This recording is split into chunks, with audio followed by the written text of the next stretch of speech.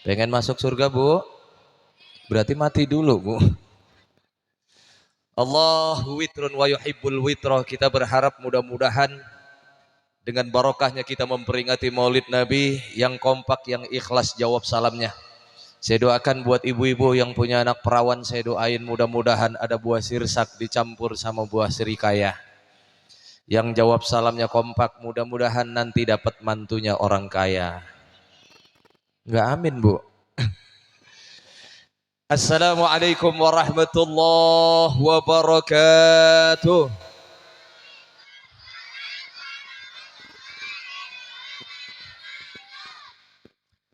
Bismillah walhamdulillah. Alhamdulillahil mutafarridu bismihil asma al-muhtasidil mulkil azzil ahma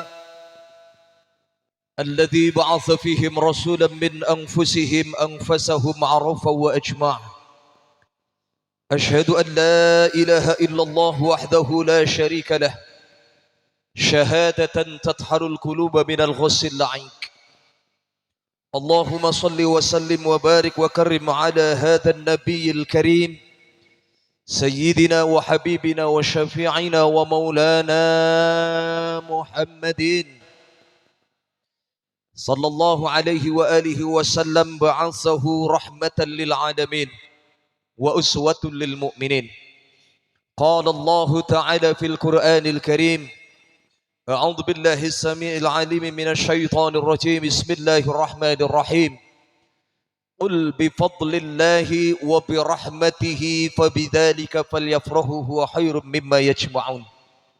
Wa qala Allah ta'ala aidan fi suratil anbiya, wa ma arsalnaka illa rahmatan lil alamin. Wa qala Rasulullah sallallahu alaihi wa alihi wasallam, man ahya bi sunnati faqad ahabbani wa man ahabbani kana ma'i fil jannah. Sadaqallahul azim wa balagha rasuluhun nabiyul habibul karim wa nahnu ala dhalika minasy syahidin wasyakirin walhamdulillahi rabbil alamin. Hadratil mukarramin wal muhtaramin, para alimil ulama, para tokoh masyarakat, para asatid wal asatidah, para guru, para haji, para hajjah, wabil khusus yang sama kita ta'zimi, kita muliakan guru kita bersama Al-Mukarram Al-Ustadz Ansori. Beliau adalah sahabat seperjuangan saya dulu di Pondok Pesantren Asyidikiyah. Kita doakan mudah-mudahan guru kita disehatkan badannya, dipanjangkan umurnya oleh Allah Subhanahu wa taala. Amin ya rabbal alamin. Dan yang juga sama kita ta'zimi tokoh masyarakat kita, Bapak RT kita Al-Mukarram Bapak Husain. Dan yang juga kita ta'zimi Al-Mukarram guru kita Ustadz Haji Hidayat. Dan yang juga kita ta'zimi, kita muliakan bersama Al-Mukarram guru kita Ustadz Amil Syamsuddin, Ustadz Dr. Andes Risan. Dan yang juga kita ta'zimi Al-Mukarram Bapak Nasri HR. Dan yang juga kita ta'zimi, kita muliakan Al-Mukarram Bapak Tosin. Dan kepada para alimil ulama, para masyayikh yang afwan ta'ziman wa takriman, yang namanya tidak bisa saya sebutkan satu demi satu karena catatannya cuma segini doang.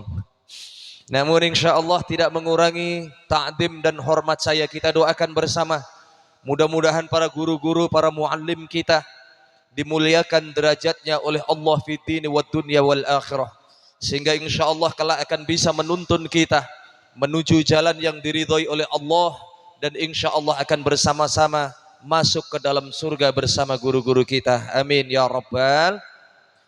Wabil khusus kepada hadirin hadirat para pecinta Rasulullah sallallahu alaihi wasallam yang saya yakin dan husnuzon hadir dan kumpulnya kita malam hari ini insyaallah akan menjadi satu wasilah bertemu dan berkumpulnya kelak kita dengan Nabi kita Muhammad sallallahu alaihi wasallam bersama-sama kelak di surganya Allah. Amin ya rabbal, ya rabbal, ya rabbal.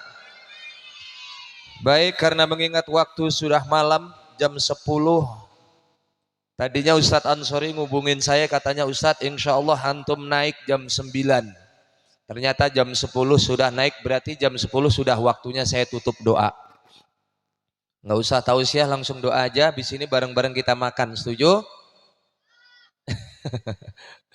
Bapak, saya mau tanya dulu, mau sampai jam berapa duduk dengerin ceramah di sini? Jam berapa? Jam 1. Siapa sampai jam 1 di sini? Silahkan Bapak duduk sampai jam 1, insya Allah saya 10 menit aja langsung pulang ya. Ibu sampai jam berapa? Sampai jam berapa? Dari tadi duduk di sini, mohon maaf dijawab, dari jam berapa Bapak Ibu duduk di tempat ini? Dari jam berapa Pak? Ibu dari jam berapa? Jam 8. Udah ngantuk atau belum? Yakin? Udah lapar atau belum? Biar nggak kelamaan saya langsung tancap gas gigi 4 aja ya. Ada ikan sepat, ikan gabus, berendamnya di air tawar. Ceramahnya lebih cepat, lebih bagus, sebab jujur perut saya juga sudah mulai lapar. Insya Allah malam hari ini saya nggak akan berpanjang kalam sampai jam 4 subuh aja ya. Kuat? Hadirin hadirat jamaah sekalian yang dimuliakan Allah Subhanahu wa taala. Saya yakin kita malam hari ini berkumpul karena ta'dim, mahabbah, kecintaan kita kepada Nabi kita Muhammad sallallahu alaihi wasallam yang tidak bisa dibandingkan dengan makhluk yang lain. Saya yakin kita punya perasaan cinta kepada Nabi kita mengalahkan cinta kita kepada pasangan kita. Betul apa enggak, Bu? Ibu, kalau saya tanya, Ibu, lebih besar mana perasaan sayang Ibu kepada suami atau sayang Ibu kepada Rasulullah? Bu, Ibu, jawab ngapa Ibu? Lebih besar perasaan cinta kepada Rasulullah atau kepada suami? Yang jawab suami pasti suaminya ada di sini ini. Lebih besar suami atau kepada Rasulullah? Bapak lebih besar istri atau kepada Rasulullah? Bapak Ibu sekalian yang dirahmati Allah, khususnya ibu-ibu, saya tanya, kenapa tadi saya nanya demikian? Sebab demi Allah sampai detik ini saya belum pernah nemuin ada seorang suami pasangan kita yang katanya sayang setengah mati dengan kita. Ada nggak kira-kira seorang suami ketika nanti istrinya meninggal duluan, ada nggak suami yang rela dan mau menemani ibu masuk ke dalam kuburan nanti? Ada apa nggak? Pertanyaan saya tolong dijawab. Kira-kira kalau ibu misalkan ditakdirkan meninggal duluan, suami ibu bakalan sedih atau senang? Senang. Kasihan banget ibu yang bilang senang, jangan-jangan diarepin selama ini ya. Jawab yang kompak, kira-kira suami ibu bakalan sedih atau senang? Bapak sedih atau senang kalau istri berpulang duluan? Sedih Bu, sembarangan ibu-ibu.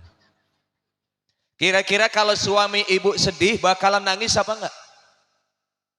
Nangis enggak Pak? Nangis, sembarangan ibu mah. Nuduh suami saya enaknya. Sedih ya Pak ya? Sedih, nangis juga nangis. Cuma apa bedanya Ustadz? Biasanya suami kalau ditinggal pergi sama istrinya, sedih mah sedih Ustadz. Nangis mah nangis, tapi biasanya nangisnya cuma mata sebelah kanan doang. Terus mata kanannya yang sebelah kiri dia pelirik cari ganti lagi. Bahkan ada seorang istri baru ditinggal pergi istrinya 1 bulan. Kerjaannya setiap mau berangkat kerja, di depan pagar rumahnya dia nyanyi. Barulah 1 bulan diriku ditinggalkan, aku sudah tak tahan, dicekam kesunyian. Ya Allah, ya Tuhan, berikan aku pasangan. Masya Allah. Baru sebulan ditinggal pergi sama istrinya, nyanyi begitu mulu biar dapat pasangan. Betul apa enggak Bu? Masya Allah. Bahkan ini mohon maaf ada satu cerita lucu biar kita nggak ngantuk. Ada seorang suami baru ditinggal pergi istrinya. Saking sayangnya suami ini kepada istrinya, Masya Allah, tiap hari datang ke kuburan istrinya. Apa yang dilakukan oleh suami ini ketika datang ke kuburan istrinya? Dia nangis, dipelukin kuburan istrinya, diciumin batu nisannya. Saking sayang dan setianya kepada istrinya. Akhirnya apa? Ketemu sama tetangganya. Bang, sudahlah abang jangan tangisin terus kepergian istrinya. Kasihan kalau abang tangisin, khawatirnya istrinya nanti nggak ikhlas menghadap Allah. Udah abang pulang aja, ikhlasin saja, mudah-mudahan husnul khotimah. Selesai dinasihatin, pulang mah pulang, sorenya balik lagi. Ketemu lagi sama tetangganya mau berangkat ke pasar, ngelewatin kuburan. Ternyata ada suaminya lagi nangis lagi di atas kuburan istrinya. Bu, Bu, kira-kira ada nggak model suami yang sayangnya kayak gitu? Ada apa nggak? Ada lah, ini yang saya ceritain. Ketemu lagi sama tetangganya, kemudian tetangganya nyamperin lagi, bang itu kenapa masih datang lagi ke kuburan istrinya? Udahlah bang, diikhlasin, jangan ditangisin terus. Terus itu kenapa abang pakai ngipasin terus kuburan istrinya? Saking sayangnya bu, dikipasin kuburan istrinya. Ditanya sama tetangganya, abang kenapa ngipasin kuburan istrinya? Emang istrinya kegerahan di dalam kubur? Ternyata apa Bapak Ibu sekalian? Jawabannya di luar dugaan tetangganya yang nanya tadi. Pak, tetanggaku, aku mengipasi kuburan istriku itu bukan lantaran istriku kepanasan. Nah terus kenapa Bapak kurang kerjaan? Pakai dikipasin segala kuburan istrinya. Bukan begitu Pak. Saya ingat pesan istri saya dulu waktu masih hidup. Emang pesan apa istrinya? Bukan cuma pesan, tapi istri saya pernah ngancem saya. Bingung tetangganya, akhirnya nanya, emang tetangganya belum pernah tahu, emang istrinya pernah ngancem apa sama abang? Istri saya dulu waktu hidup pernah bilang begini, abang awas lo ya, nanti kalau misalkan gua meninggal duluan, lo jangan berani-berani kawin lagi sebelum tanah kuburan gua kering.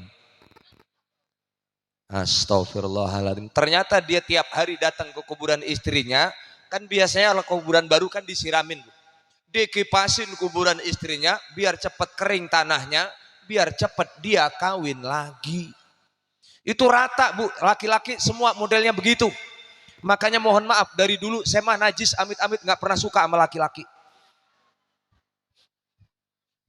Bener apa enggak? Apa kaitan dengan pertanyaan saya tadi? Apa bedanya cinta kita kepada pasangan kita dibandingkan cinta kita kepada Rasulullah? Cinta kita kepada Rasulullah itu tanpa syarat. Kalau cinta dengan pasangan itu ada syaratnya. Saya yakin dulu ibu ketika akan dinikahi oleh seorang suami, nggak bakalan mungkin ibu mau menerima suami ibu kalau belum pernah melihat kayak apa wajah calon suami kita. Betul apa enggak? Bahkan apa syaratnya? Tak kenal maka tak sayang. Tak sayang tidak akan mungkin tumbuh perasaan cinta. Itu akan terjadi. Tapi lihat cinta kita dengan Rasulullah, kita nggak pernah tahu kayak apa wajah Rasulullah. Kok bisa-bisanya dan kok mau-maunya kita setiap tahun datang untuk memperingati kelahiran Nabi kita Muhammad sallallahu alaihi wasallam. Sementara kita belum pernah bertemu dengan Nabi kita. Hebat nggak kira-kira perasaan sayang dan cinta kita yang tidak bisa kita bandingkan dengan pasangan kita. Bahkan pernah dalam sebuah hadis Rasulullah pernah ngomong gini, ana mustaqun bi ikhwani, aku rindu kepada saudara-saudaraku. Rasulullah ngomong begini di hadapan para sahabat. Dan hadis inilah yang menyebabkan para sahabat saat itu cemburu di hadapan Nabi. Seraya sahabat pada saat itu mengatakan, ya Rasulullah, bukankah kami para sahabat ini adalah saudaramu ya Rasulullah? Apa jawaban Nabi? Lah, bukan. Bal antum ashabi, kalian adalah sahabat-sahabat terbaikku. Kalian adalah sahabat-sahabat terhebatku. Namun bukan saudaraku yang aku maksudkan ini. Kemudian para sahabat bertanya, summan ya Rasulullah, lalu siapa saudaramu yang kau rindukan ya Rasulullah? Sampai berlinang air mata Nabi kita Muhammad sallallahu alaihi wasallam. Kemudian Nabi menjawab luar biasa bu. Apa kata Nabi di hadapan para sahabat? Ikhwani humul ladina lam yarani walakinnahum yu'minuna bih. Saudaraku yang sangat aku rindukan adalah mereka-mereka dari golongan umatku yang belum pernah memandang wajah. Ayo temenin. Mereka dari golongan umat yang keras. Mereka dari golongan umat yang belum pernah memandang wajah, belum pernah mendengarkan suara, belum pernah hadir di majelis taklim. Namun mereka beriman kepada. Kira-kira siapa yang dimaksudkan oleh Nabi, Pak? Ibu jujur, cerna hadis ini dengan baik. Kira-kira yang dimaksudkan Nabi siapa? Siapa bu? Kita. Pede banget kita. Kira-kira siapa yang dimaksudkan oleh Nabi?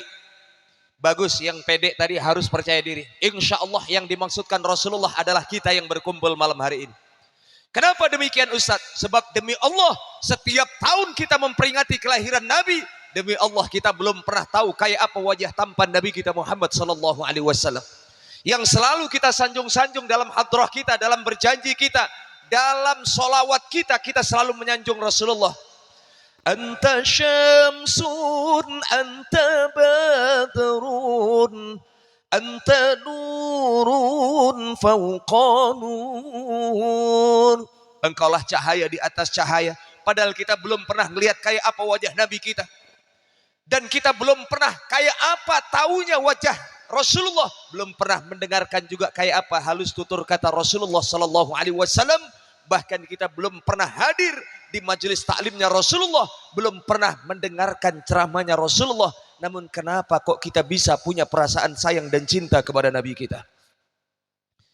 Inilah hebatnya umat Rasulullah yang nanti insya Allah pertama kali akan dipanggil oleh Nabi.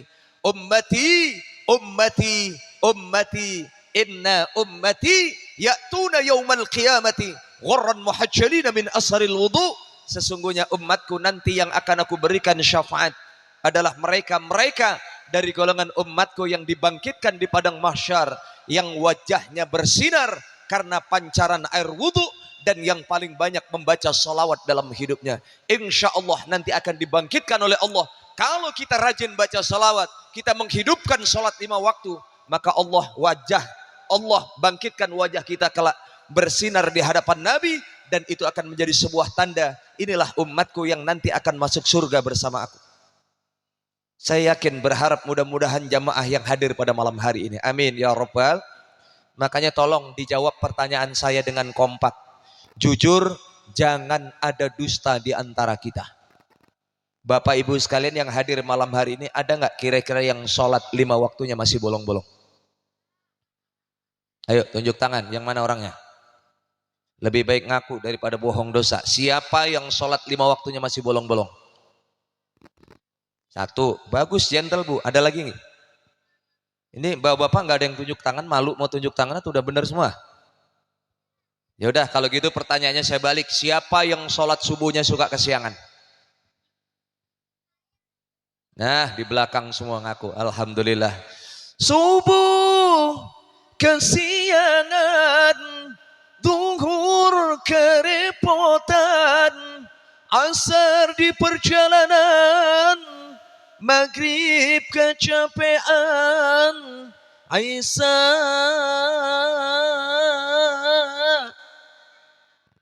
Lah alhamdulillah pada ngaku semuanya. Isya ketiduran, betul apa enggak? Inilah yang akan nanti menjadi bukti di hadapan Nabi. Orang yang selalu menghidupkan sholat 5 waktu akan dibangkitkan oleh Allah. Orang tersebut wajahnya bersinar di hadapan Nabi.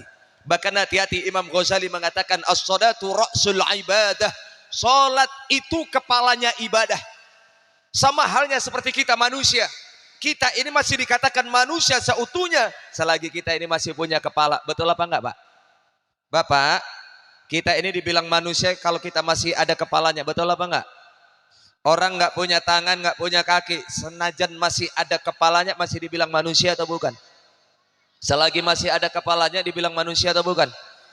Seandainya, mohon maaf, ibu lagi masak di dapur besok siang, tiba-tiba ada tamu yang ketuk rumah ibu. Assalamualaikum.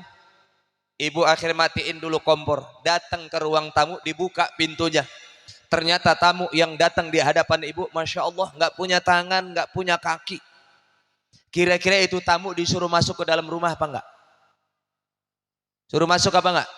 Suruh masuk. Kenapa disuruh masuk? Kita kasihan, Masya Allah. Bagaimanapun itu masih manusia yang harus kita manusiakan.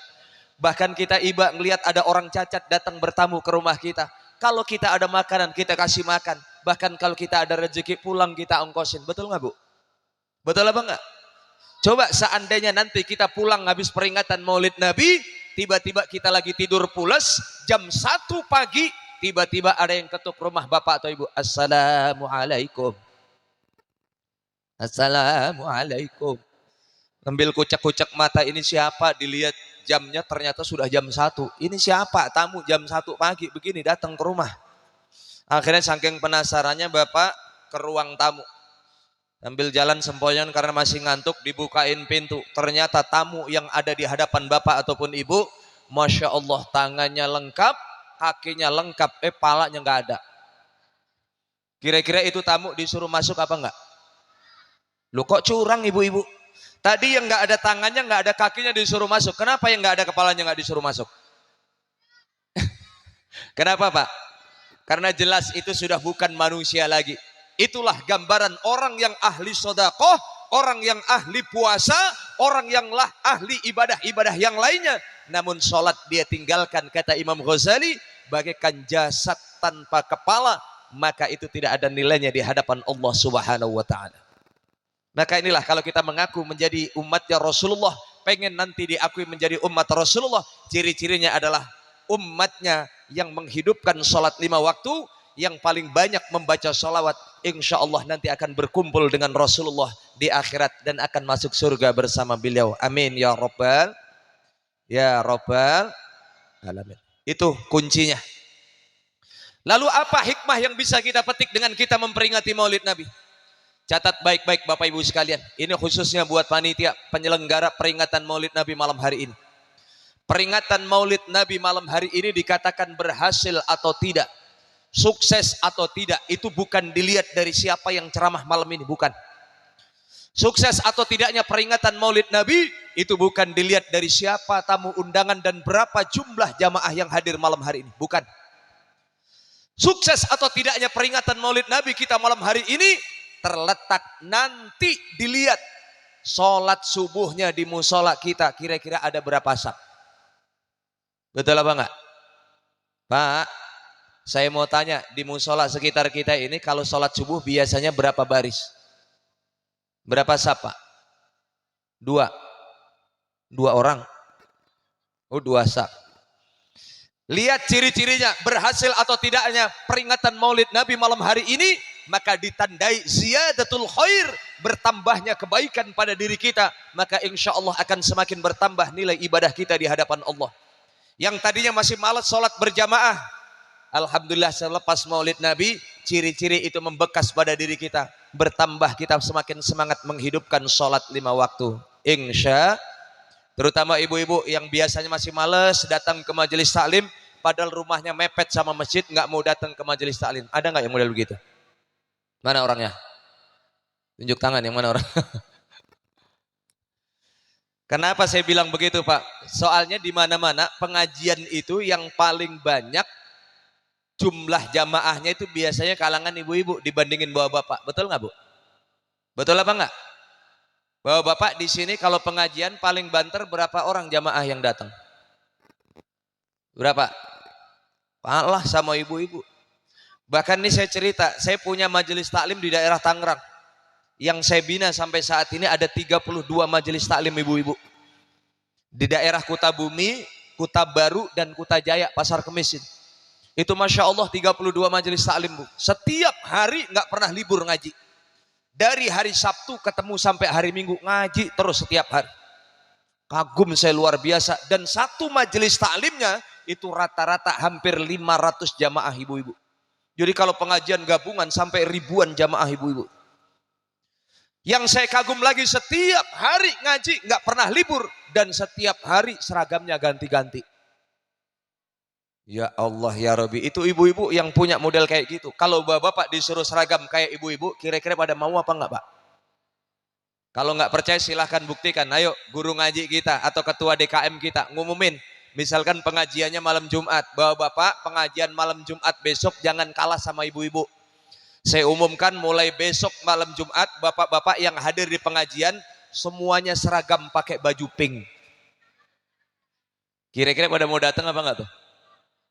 Boro-boro. Tapi kalau ibu-ibu kompak, itu saya pernah datang di setiap hari majelis taklim ibu-ibu yang berganti, itu setiap hari seragamnya ganti-ganti. Saya pernah datang di hari Senin, Masya Allah seragamnya satu masjid merah semuanya.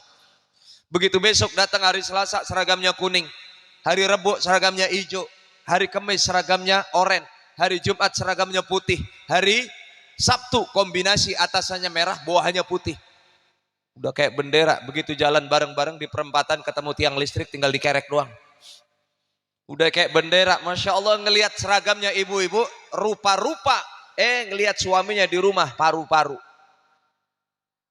Lu kenapa Ustadz kok bisa suaminya paru-paru? Ternyata ada ikan gabus matinya pada celentang. Bajunya pada bagus, nggak taunya pada boleh ngutang. Ada yang model begitu, Bu. Makanya ibu-ibu Masya Allah kalau suruh seragam paling kompak, Pak. Itu jangankan cuma urusan seragam, urusan sholawat, bawa bapak ketinggalan jauh sama ibu-ibu. Ibu-ibu sholawatannya paling kreatif, Pak. Kalau bawa bapak beda, dari dulu sholawatannya modelnya begitu doang. Hampir setiap musola, setiap masjid saya dengerin bawa bapak kalau sholawatan lagunya begitu. Salatullah salamullah ala toha rasulillah.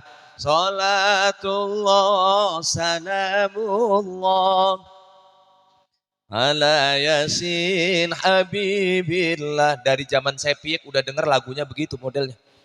Tapi kalau ibu-ibu kreatif, Pak, lagu apa aja bisa jadi sholawatan. Bahkan saya pernah punya cerita lucu ini, Masya Allah, ketika datang di satu majelis taklim ibu-ibu, disambut sama tim hadroh ibu-ibu. Mana Masya Allah, Bu, saya prihatin, yang jadi vokalisnya giginya udah pada metik semua. Udah ompong semuanya, sholawatan kenceng banget sampai tergopoh-gopoh. Begitu sholawatan saya bingung, Pak, itu sholawatan model apa? Seumur-umur saya belum pernah dengar. Ya Allah, begitu saya tegesin, ini nenek-nenek sholawatan apaan ya? Muhammadun Muhammadun Muhammadun Nabiyuna Muhammadun Muhammadun Muhammadun Habibuna. Tangannya diangkat semua, Bu, yuk. Iwak peye, iwak peye. Saya pikir lagu apaan, ternyata iwak peye dibuat sholawatan. Enak ternyata, Bu. Saking kreatifnya ibu-ibu. Saya pernah dengar lagi majelis taklim kampung sebelahnya nggak mau kalah saing sama ibu-ibu tadi. Solawatan kenceng banget pakai lagu. Ya Allah, ternyata lagu dangdut dimodifikasi buat solawatan. Apa lagunya? Ya Rasulullah, salamun ali, ya Rafi'a syahni wa taraji, afatayyaji. Semua. Terus ya uhailan wal karami. Udah sampai situ aja, Bu. Jangan diterusin juki-jaki. Joget semua satu masjid nanti. Kampung sebelahnya juga ikut-ikutan. Ya Allah, akhirnya syiarnya terasa. Kampung itu pada demen sholawatan semua. Daripada mak-mak pada ngegosip, mendingan lomba sholawatan. Betul nggak, Bu? Tuh, kalau solawatannya kreatif pasti insya Allah jamaahnya banyak yang hadir. Akhirnya kampung sebelahnya nggak mau kalah saing solawatan model kampung sebelahnya. Ya Allah, karena udah kehabisan lagu, tim hadrohnya rundingan sama ibu ustazahnya. Bu ustazah, kira-kira kita mau lagu apa nih kita modifikasi buat solawatan. Udah kehabisan lagu ini, udah dipakai sama kampung sebelah. Lagu ini dipakai sama kampung sebelah. Tiba-tiba tim kecerekannya usul. Bu ustazah, bagaimana kalau solawatannya pakai lagu Jablay? Jangan sembarangan, Bu. Ternyata dipakai buat sholawatan enak. Dan kita sering dengar tuh lagunya. Ya Rasulullah, salamun alaih, ya rafi'a syani wa taraji. Coba.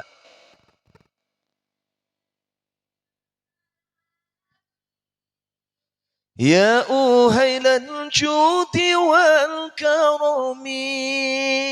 Udah sampai situ aja, jangan diterusin. Lalai lalai lalai panggil aku. Siapa yang ngomong Jablay tadi? Ngomong Jablay kenceng banget di depan saya. Baru kali ini saya ceramah dipanggil Jablay. Jangan begitu, liriknya diganti. Ya Allah, ya Allah, ya Allah. Allah ya Rasulullah. Yuk.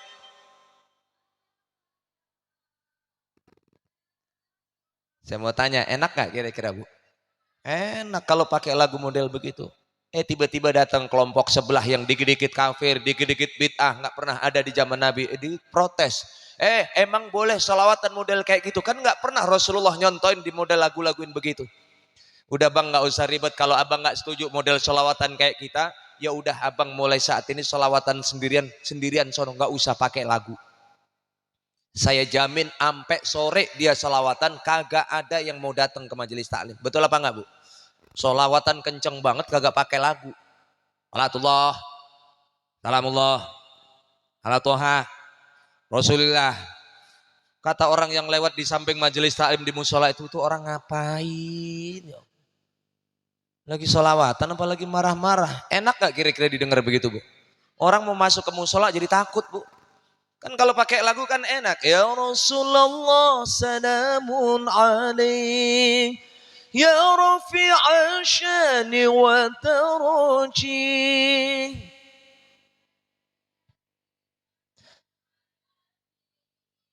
Ya uhailal judi wal karami. Masya Allah indah banget.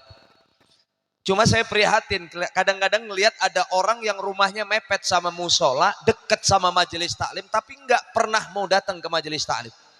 Kasihan ibu ustazahnya udah mimpin pengajian, dipanggilin dari pagi, nggak pernah ada yang mau nongol.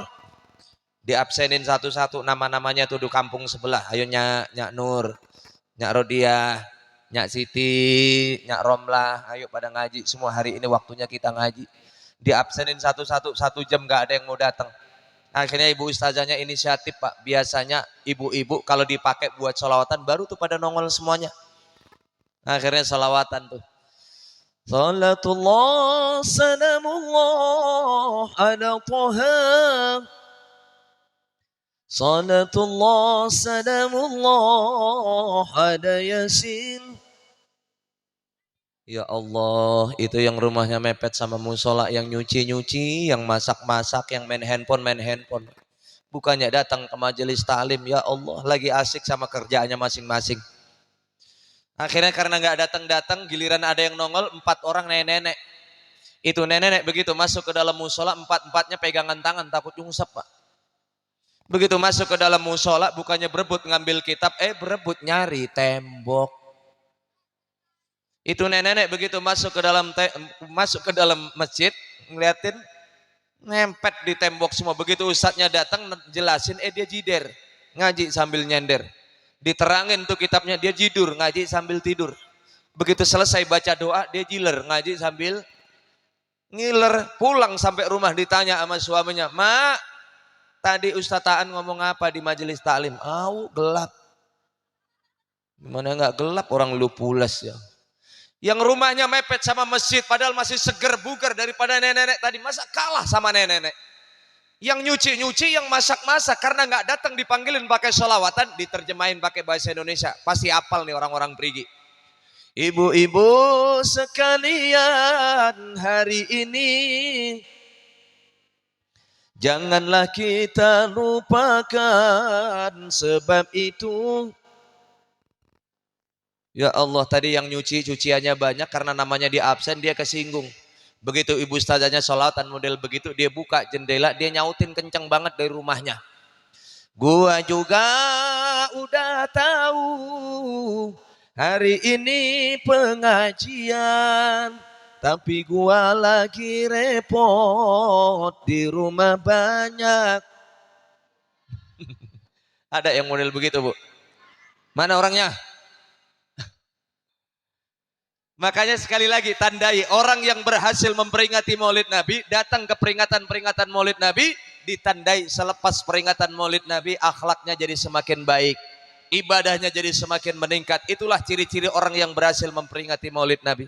Maka mohon maaf Bapak Ibu sekalian, kadang-kadang sering ada 2 pertanyaan yang muncul di tengah-tengah kita. Perhatikan baik-baik Bapak-bapak, inilah 2 pertanyaan yang sering dilontarkan kepada kita. Apa pertanyaan itu? Tolong Bapak Ibu sekalian jawab semua. Bapak Ibu malam hari ini datang untuk memperingati kelahiran Nabi, gembira atas kelahiran Nabi. Emang yang nyuruh kita untuk berkumpul senang dengan kelahiran Nabi malam hari ini siapa yang nyuruh Pak? Siapa Pak? Ibu? Yang nyuruh ibu-ibu ngumpul di tempat ini memperingati Maulid Nabi siapa? Inilah pertanyaan yang selalu ditujukan kepada kita. Kenapa demikian? Sebab nggak bisa dipungkiri Bapak Ibu sekalian. Ada orang yang mengaku Islam namun alergi dengan peringatan Maulid Nabi. Betul apa enggak? Betul apa enggak? Inilah pertanyaan yang setiap tahun selalu muncul. Ketika datang bulan Rabiul Awal, rame-rame masjid musola ngadain Maulid Nabi. Itulah pertanyaan yang sering muncul. Kalian yang berkumpul memperingati kelahiran Nabi, gembira atas kelahiran Nabi, emang yang nyuruh siapa? Maka demi Allah, kalau ada orang yang berani bertanya demikian, Bapak Ibu sekalian jangan pernah ragu untuk menjawab. Yang nyuruh kita untuk gembira atas kelahiran Nabi, bukan Nabi, bukan ulama, bukan aulia, bukan habaib, bukan ustadz, melainkan yang pertama kali nyuruh kita tidak lain adalah Allah Subhanahu wa ta'ala.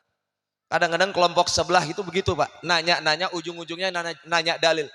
Emang mana dalilnya kalau Allah yang nyuruh kita untuk kita gembira atas kelahiran Nabi, yang nyuruh kita untuk memperingati Maulid Nabi? Kalau ada yang ngeyel begitu, silahkan jawab. Buka surah Yunus ayat 58.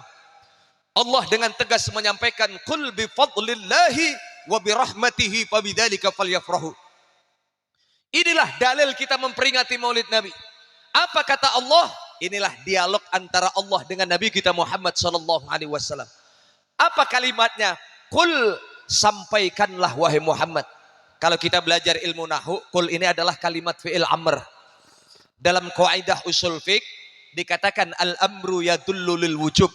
Kalau fi'il amr itu berarti kalimat perintah. Dalam kaidah usul fiqh dikatakan al-amru yadullu lil wujub. Setiap perintah berarti mengandung makna wajib.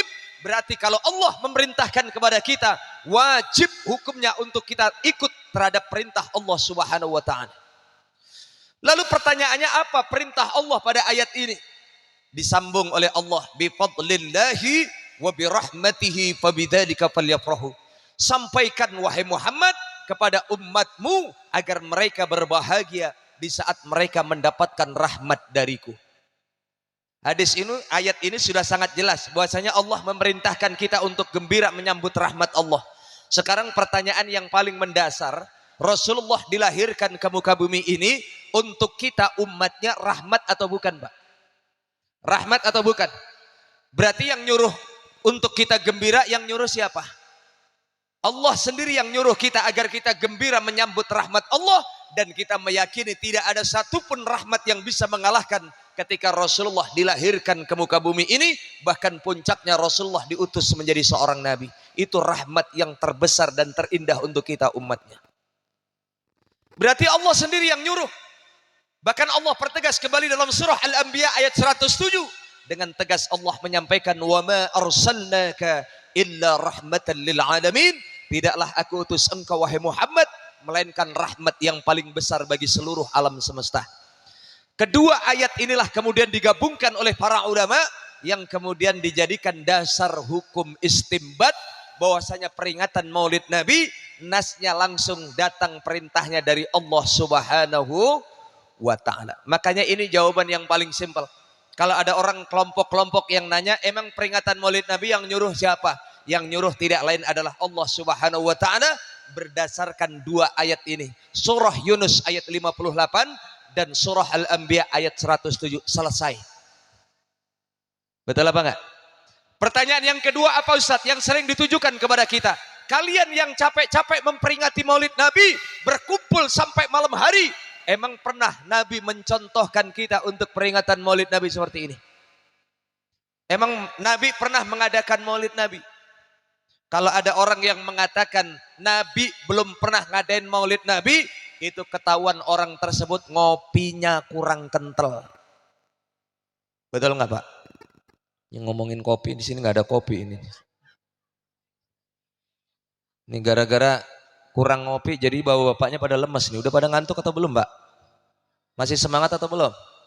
Udah pada minum kopi atau belum? Saya kasih tahu nih, orang yang nggak suka ngopi bakalan nyesel. Ini ada makolahnya para wali, ada candaan para aulia zaman dulu. Bahkan ini menjadi humornya ahli tasawuf, Pak, tentang filosofi kopi. Ada yang nggak suka kopi di sini? Mulai saat ini saya sarankan untuk banyak minum kopi. Ini ada candaannya para guru-guru kita ngomong begini nih. Man mata fi batnihi atharihi minal qahwah la yus'alul malaikah. Barang siapa yang mati meninggal dunia di dalam perutnya masih tersisa ampas kopi, maka insya Allah nanti mati di dalam kuburnya nggak ditanya sama malaikat mungkar nakir. Kenapa ibu-ibu pada ketawa? Ini humor tapi ada muatan tasawufnya. Loh kenapa orang yang mati di dalam perutnya masih tersisa ampas kopi nggak ditanya sama malaikat mungkar nakir? Kita lihat asbabul wurudnya. Kopi itu dulu minuman favoritnya para wali, Pak. Wali dulu itu supaya tahan zikir sampai pagi hari, dari malam sampai pagi hari, itu yang diminum tidak lain adalah kopi. Bahkan kalau kita kaji, penemu kopi pertama kali itu adalah Imam Abul Hasan As-Sazili. Gara-gara pernah beliau pengen niatan berzikir kepada Allah sampai di pagi hari, namun apa yang terjadi? Dari sore Imam Abul Hasan As-Sazili ini diserang ngantuk.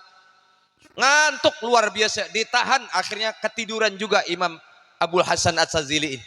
Sampai akhirnya di pagi harinya, karena malam sudah niat pengen ngaji, pengen zikir, ketiduran, pagi harinya nangis luar biasa Imam Abul Hasan ini. Gara-gara cuma kelewatan satu malam pengen zikir ketiduran. Coba bapak saya tanya, berapa kali bapak nangis gara-gara kelewat zikir? Berapa kali? Ibu berapa kali nangis gara-gara sholat subuh kesiangan? Insya Allah. Cuma gara-gara zikir ketiduran saja itu sampai nangis, sampai akhirnya beliau minta kepada Allah, ya Allah berikanlah petunjuk kepada hamba ya Allah. Berikan obat kepada hamba supaya hamba bisa tahan mata hamba untuk bisa mendekatkan diri hamba kepada engkau.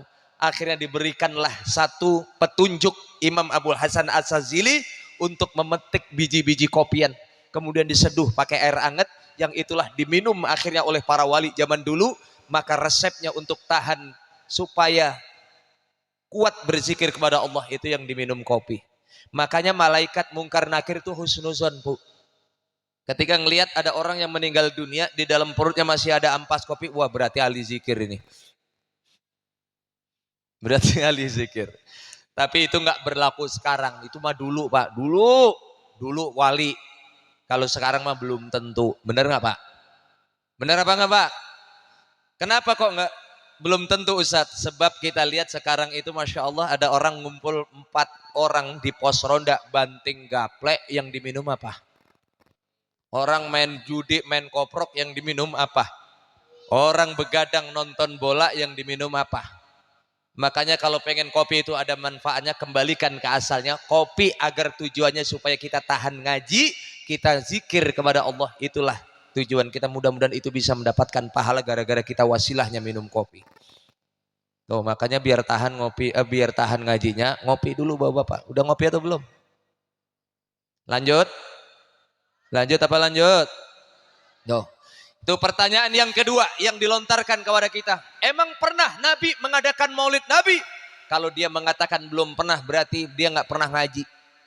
Kenapa saya sampaikan demikian, Pak? Sekarang ini mohon maaf, Pak, bermunculan di tengah-tengah kita ada kiai-kiai, ustadz-ustadz dadakan, nggak pernah mondok, nggak pernah pesantren, tiba-tiba jadi kiai. Ini musim zaman sekarang, Pak. Bahkan di tes ilmu nahu aja, ilmu sorof aja untuk nasrif nggak ngerti. Dasar anak SD pun tahu, di madrasah tahu. Kalau mondok pasti tahu. Fi'il sulasi mazid, fi'il sulasi mujarrad. Fa'ala yaf'ulu fa'lan wa maf'alan fa huwa fa'ilun wa dzaka maf'ulun uf'ul la taf'ul maf'alun maf'alun mif'alun. Disuruh nasrif nggak bisa, biar nasrifnya malah begini, taba, yatubu, youtuban. Ngajinya cuma lewat YouTube doang. Ingat dalam kitab Ta'limul Muta'alim dikatakan man ta'allamal ilma bila syaihin fasyaihu syaitan. Siapa yang menuntut ilmu tanpa didampingi oleh seorang guru, maka setan yang akan menjadi guru mereka. Alhamdulillah kopinya datang. Ya. Kok ke situ kopinya, bukannya ke sini? Dah, berarti siap sampai subuh ya, Pak ya. Itu bapak-bapak pada pakai baju pink semua itu. Lanjut. Sampai mana barusan? Sampai mana barusan, Pak? Kopi. Sampai mana? Itu orang yang nggak pernah ngaji begitu. Kenapa demikian? Setan itu paling seneng, Pak, ngelihat orang bodoh itu lagi belajar. dibuat salah dalam menafsirkan ayat, muncul zaman sekarang ustadz-ustadz dadakan menafsirkan Al-Quran seenak jidatnya sendiri. Maulid Nabi dikatakan bid'ah, orang sholawatan model begitu dikatakan bid'ah. Hati-hati, kalau cuma dasarnya cuma itu, kullu bid'atin dhalalah wa dhalalatu ilan nar. Hati-hati, ibadah, setiap ibadah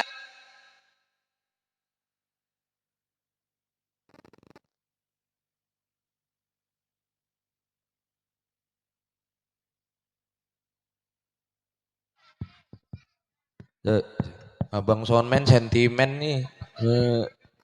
Terus nggak nih? Nah udah ngopi belum Abang Soundman? Ini Abang Soundmannya kasih kopi boleh? Belum ngopi nih begini.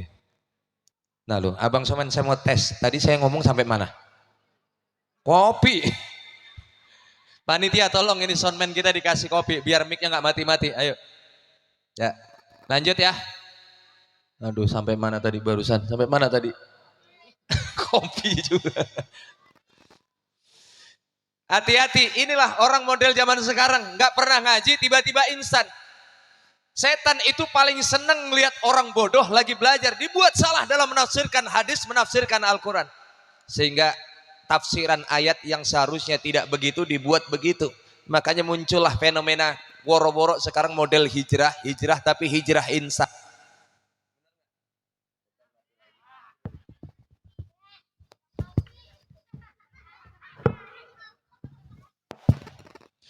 Cek. Ya, ibu yang di belakang dengar nggak suara saya? Dengar? Cek. Dengar? Oke, lanjut. Ini yang harus kita perlu pelajari. Bahwasanya kita perlu yang namanya mu'allim. Perlu yang namanya guru. Bahkan kenapa sih kok sampai kitab ta'limu ta'lim mengatakan demikian? Setan itu seneng Bang, lihat orang bodoh itu lagi belajar sendirian. Lah terus salah emang Ustadz kalau kita belajar sendirian? Enggak salah. Belajar lewat kitab yang kita beli boleh, silahkan untuk menambah wawasan kita. Tapi ingat, harus setelah kita baca tanyakan kepada guru kita. Tanyakan kepada guru-guru kita. Karena bisa jadi ayat yang kita baca adalah ayat yang sifatnya mutasyabbihat. Ayat yang masih perlu ditafsirkan lagi yang nggak bisa kita cerna mentah-mentah. Makanya orang yang kelompok sebelah yang nggak suka dengan peringatan Maulid Nabi, dalilnya dari dulu cuma itu, Bang. Kullu bid'atin dhalalah wa dhalalatu ilan nar. Setiap ibadah yang tidak dicontohkan oleh Nabi, maka sesat masuk ke dalam neraka. Kalau dalil itu yang selalu ditujukan kepada kita, berarti dia berani mengatakan para sahabat-sahabat terdekat Nabi rata-rata tempatnya di dalam neraka. Na'udzubillahi min. Lu kok bisa Ustaz ngomong gitu? Iya.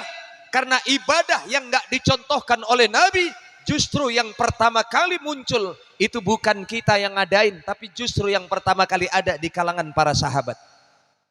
Betul nggak Pak? Ini kalau saya kasih unjuknya banyak Pak, banyak dalilnya. Ibadah yang nggak dicontohkan oleh Nabi yang dikerjakan oleh para sahabat. Ini saya tunjukkan beberapa saja supaya Bapak Ibu sekalian mantap memperingati Maulid Nabi, hatinya makin mantap. Kalau ada orang ekstrim yang nanya begitu, tunjukkan dalil ini. Enggak semuanya ibadah yang enggak dicontohkan oleh Nabi itu sesat. Bahkan dijamin masuk ke dalam surga. Apa itu Ustaz? Pernah suatu saat ketika Rasulullah Mi'raj menghadap Allah. Isra Mi'raj, Rasulullah melihat surga, melihat neraka. Ketika turun Isra wal Mi'raj, Rasulullah ketemu dan memanggil salah satu sahabat yang bernama Bilal bin Abi Rabah. Beliau muazin pribadinya Rasulullah. Kemudian Bilal ini dipanggil oleh Rasulullah, "Ta'al ya Bilal, kemari wahai Bilal." Apa kata Bilal? "Labbaika ya Rasulullah." Baik ya Rasulullah. Ada apa ya Rasulullah? Perhatikan baik-baik Pak. Apa pertanyaan Nabi kepada Sayyidina Bilal? Rasulullah mengatakan, "Ya Bilal, sami'tu dafna alaika baina yadayya fil jannah." Bilal, waktu aku Mi'raj menghadap Allah, aku ngelihat surga. Demi Allah, aku ngelihat sendalmu dan mendengarkan suara serompah sendalmu ada di dalam surga. Ini kok aneh Pak, Bu. Orangnya belum meninggal tapi sendal sudah masuk ke dalam surga duluan. Sekarang pertanyaan saya simpel, tolong dijawab Pak. Kalau sendalnya masuk ke dalam surga, kira-kira yang punya sendal masuk surga apa neraka? Pak, Kalau sendalnya Bilal aja masuk ke dalam surga, kira-kira Bilalnya masuk surga apa neraka? Udah pasti masuk ke dalam surga. Lah kan sendal nggak ikut ibadah. Coba Bapak saya tanya, kalau Bapak berangkat sholat berjamaah ke masjid, yang sholat ke dalam masjid Bapak atau sendal Bapak? Bapak atau sendal Bapak? Bapak. Sendal cuma ada di teras masjid doang, nggak ikut masuk. Lah kalau mati, ya Bang Somnen kenapa sih baterainya habis kali ya? Coba satu lagi, yang mana itu? Alhamdulillah. Yang ini ya? Sekali lagi mati saya turun langsung nih. Berarti kita harus ngopi bareng-bareng nih Abang Somen. Sampai mana lagi tadi barusan? Bilal, kalau sendalnya saja masuk ke dalam surga. Nah ini mantap nih, mantap mic-nya ya, luar biasa. Kasih echo dikit lagi. Cek, cek, cek, cek. Mantap, oke cukup Bang. Kalau sendalnya Bilal saja masuk ke dalam surga, apalagi Bilal bin Abi Rabah. Dan ini pun yang membuat Rasulullah penasaran, nanya kepada Sayyidina Bilal. Bilal, ya lu datang kopinya nih. Sorry ya tim Hadroh, pengen ngopi juga? Oh udah, Alhamdulillah.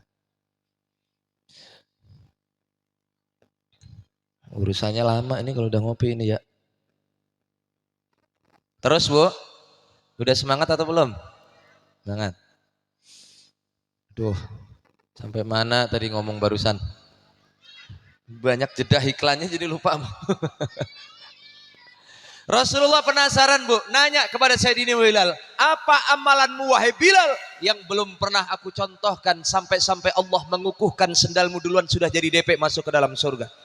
Nabi aja penasaran, pengen tahu apa amalanmu yang belum pernah aku contohkan.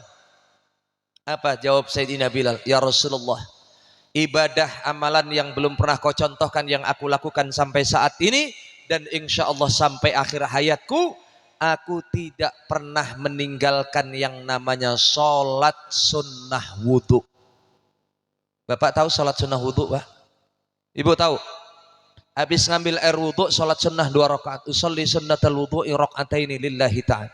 Itu demi Allah Pak, sholat sunnah wudhu itu nggak pernah dicontohkan oleh Nabi. Itu murni inisiatifnya Bilal bin Abi Rabah. Bahkan gara-gara amalan Bilal inilah Rasulullah menyampaikan sendalmu sudah jadi DP duluan masuk ke dalam surga. Ibu saya tanya, pengen nggak sendalnya masuk surga? Pengen apa nggak? Sendalnya doang, orangnya nggak. Sendal sama orangnya masuk ke dalam surga. Amalkan amalannya Sayyidina Bilal ini. Apa itu Ustaz? Dia menghidupkan sholat sunnah wudhu selepas habis ngambil air wudhu. Sholat sunnah 2 rakaat.